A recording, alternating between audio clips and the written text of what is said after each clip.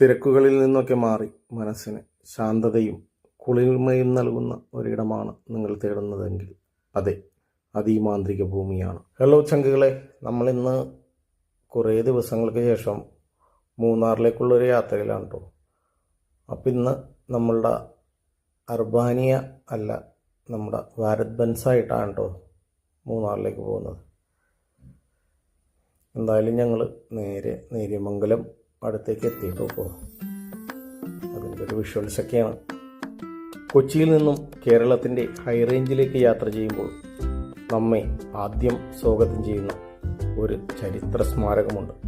അതെ, നമ്മുടെ സ്വന്തം നേര്യമംഗലം പാലം.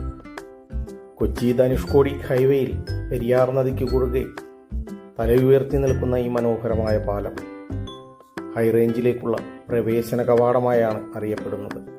തിരുവിതാംകൂർ ഭരണകാലത്ത് ബ്രിട്ടീഷ് കാലഘട്ടത്തിൽ നിർമ്മിക്കപ്പെട്ട ഈ ആർച്ച് ഡിസൈനിലുള്ള ഈ പാലം അന്നത്തെ എഞ്ചിനീയറിംഗ് വിസ്മയങ്ങളിൽ ഒന്ന് തന്നെയാണ്.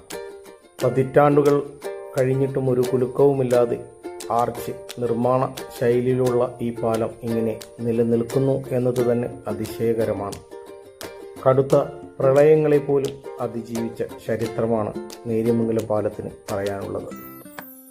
അങ്ങനെ ആ ചരിത്ര സ്മാരകവും പിന്നിട്ട് ഇടുക്കിയുടെ മനോഹര ദൃശ്യങ്ങളിലേക്ക്.